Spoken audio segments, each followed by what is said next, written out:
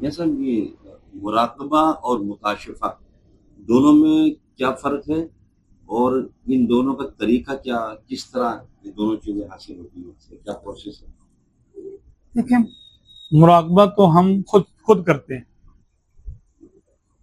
مراقبہ کہتے ہیں کہ نگرانی کرنا. ایک طریقہ یہ ہے، امام غزالی رحمۃ اللہ علیہ مراقبہ اس کو کہتے ہیں کہ آپ اپنے اعمال کو نوٹ کریں، دن بھر میں نے کیا کیا. تو بزرگان دین کا طریقہ یہ تھا کہ دن کے آخری حصے میں، یعنی اس دور میں مغرب پہ دن ختم ہو جاتا تھا، یعنی سورج غروب ہوا اور دن ختم ہو گیا، اب رات شروع ہو گئی.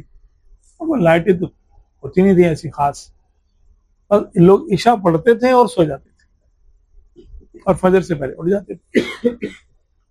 فجر سے لے کے مغرب تک کا جو ٹائم ہوتا تھا وہ ان کا دن کہلاتا تھا. وہ عصر کے بعد بیٹھ جاتے تھے اکیلے اہل سلوک یا نیک لوگ، اور دن بھر کے اعمال پہ اپنے غور کرتے تھے. فجر کے بعد کیا کیا، کیا لینا کیا دینا، کیا کاروبار، کیا کھایا کیا پیا، کیا بولے، کسی سے وعدہ کیا، قسم کھائی نہیں کھائی، کسی سے لین دین کیا، وہ ان میں شریعت کا کتنا لحاظ رکھا، طریقت کا کتنا لحاظ رکھا.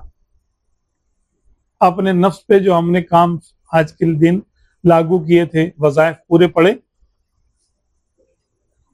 کوئی کلمہ فالتو تو نہیں بولا آج کا، کوئی کس بیانی جھوٹ تو نہیں کیا، نہیں بولا آج، جھوٹی قسم تو نہیں کھائی. اپنے اعمال کا پورا حساب لیتے تھے، جائزہ لیتے تھے. اس کو کہتے ہیں مراقبہ.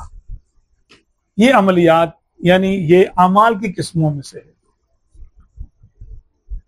بعض مراقبے ایسے ہوتے ہیں جو صوفیہ کرام کا طریقہ، اہل نقشبند کا طریقہ ہے، خاص طور پہ اہل نقشبند. وہ یہ کرتے ہیں کہ آنکھیں بند کر کے بیٹھتے ہیں اور ذکر و اذکار کرنے کے بعد وہ انوار کا انتظار کرتے ہیں کہ ذکر و اذکار کرنے سے اس ذکر کی کون سی تجلی ہماری طرف متوجہ ہو جائے. مراقبہ انتظار کو بھی کہتے ہیں، رقیب دیکھنے والا، مراقبہ اس کو بھی کہتے ہیں. ایک طریقہ یہ ہے. اچھا، اس میں پھر مراقبہ موت بھی ہے. 6-7 قسم کے مراقبے ہوتے ہیں. تجلیات کا مراقبہ ہے، اللہ تبارک و تعالیٰ کی طرف سے جو انوار و تجلیات آ رہے ہیں ان کا مراقبہ ہے.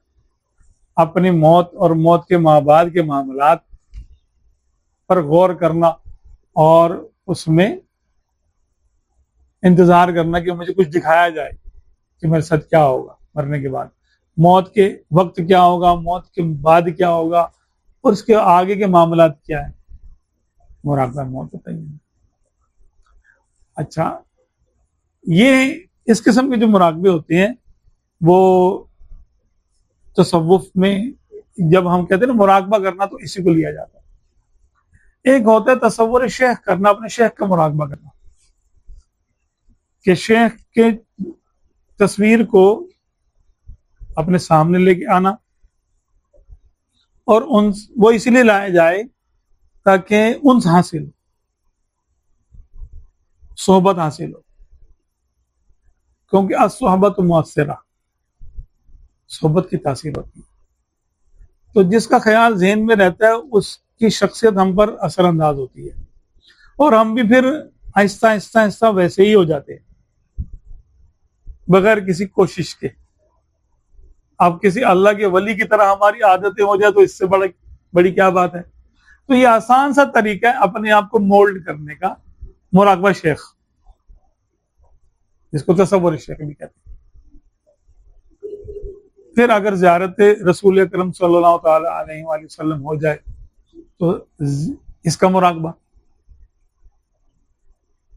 پھر اللہ تبارک و تعالیٰ کی طرف سے کچھ تجلیات آئیں ان کا مراقبہ.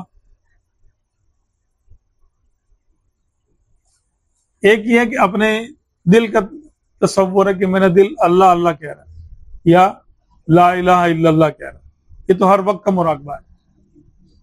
لا الہ الا اللہ جو بھی سبق مرشد نے دیا ہے، اگر وہ کلمہ توحید کا دیا لا الہ الا اللہ لا الہ الا اللہ لا الہ الا اللہ،